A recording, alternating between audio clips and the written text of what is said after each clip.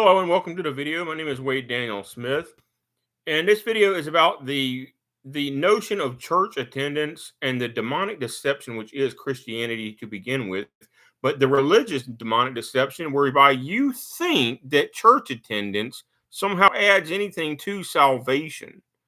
I've had Christian hypocrites claim that I wasn't saved because I didn't attend church enough, and I had Christian hypocrites claim that my mother wasn't saved because she didn't attend church. That's not any kind of biblical definition of salvation. That's not what Jesus said. Matter of fact, every time Jesus went to church, he cast the devil, supposedly cast the devil out of the people in church. You go to church and you meet a bunch of devil worshipers. They got all kinds of religious hypocrisy. They think that paying 10% or 20% of their income to the pastor is somehow going to bless them here on earth or in heaven, and it's not. That's why you got all these false teachers, including Jimmy Swaggart and Creflo Dollar and T.D. Jakes and all the others, and they hate one another, by the way. But they're all hypocrites and hate one another. And Jesse Duplantis, to name another one in Louisiana. And they're all millionaires and billionaires. Kenneth Copeland's at least a $1 billionaire, and Jimmy Swaggart probably is. So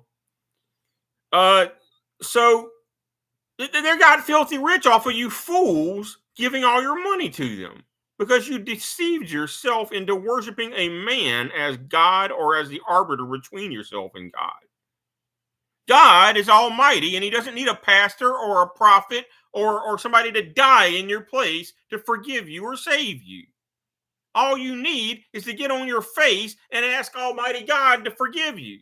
Ask him to rebuke you and correct you, first of all, before you even ask for forgiveness. Because how can you be forgiven of something unless you admit you did it wrong? That's what's wrong with the sinner's prayer. The sinner's prayer doesn't specifically say what the person did wrong. They don't even know what they did wrong. You're just leading them through a stupid ritual, which even Paul Washer admitted that. He said the sinner's prayer, he's a Christian, and he said the sinner's prayer sends more people to hell than any other thing, any other false doctrine in Christianity, that the sinner's prayer is sending people to hell. Because you teach them that if they say the sinner's prayer, they're saved. That's not salvation. Salvation is not an epiphany. Salvation is a heart-sworn love of God and to obey God with all of your heart and all of your mind and all of your soul and all of your strength for all of your life from the day you're born to the day you die and afterwards. It's not, well, God, I'll say the sinner's prayer 50 years from now. Fuck you, God. I'll say it later. And then when they say the sinner's prayer, they don't even mean it because they go right back to doing the same bullshit that they was doing before they were supposedly saved. And you'll notice I don't have any compulsions to not curse because there is no list. You can look anywhere in the Bible. There is no list of forbidden swear words in the Bible. There isn't. That's some kind of cultural nonsense.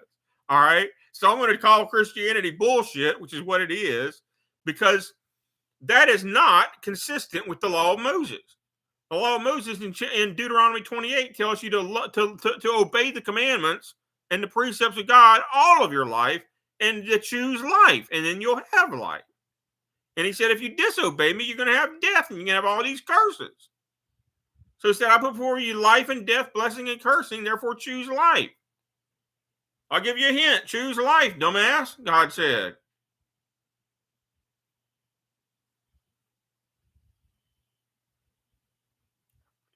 So, where do Christians get off thinking that they are saved by going to an altar call and saying a sinner's prayer? That cannot save you. That can't save you any more than Jesus' death can save you. Because salvation is a personal thing to work out your salvation by good works, not by a confession of faith. Anybody can confess to believe anything. Like James said in the New Testament, which every other Christian should have abandoned Christianity as soon as James said this, because he undermined Christianity so strongly that they should have been abandoned.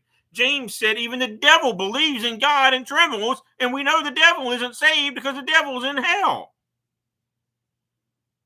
So believing in God and confessing God with your mouth doesn't make you saved either.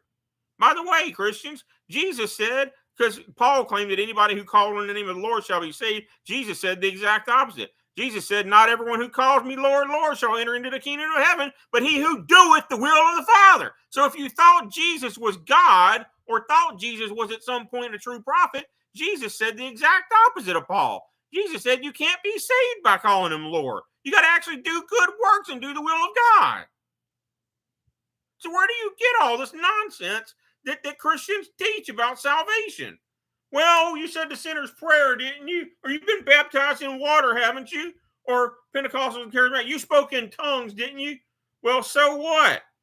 Whirling dervishes and devil worshippers and witches speak in tongues too.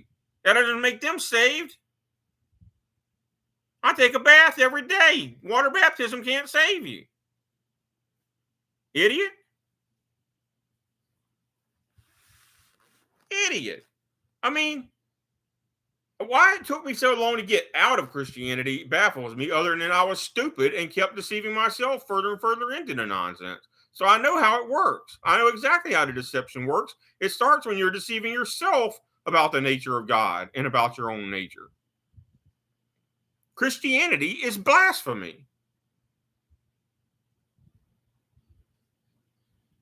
God is not a man, and man is not a God. That's what the first three or four chapters of Genesis is about.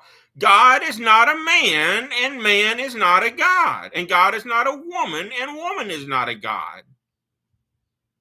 That is what Genesis chapter 1, 2, 3, and 4 is about. And yet Christianity is all about God supposedly being a man and man supposedly being a God, which is a lie.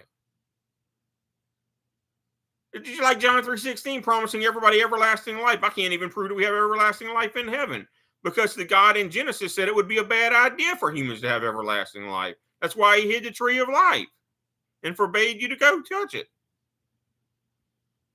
So I can't even prove that you have everlasting life even in heaven, because the God in Genesis said it was a bad idea for humans to have everlasting life.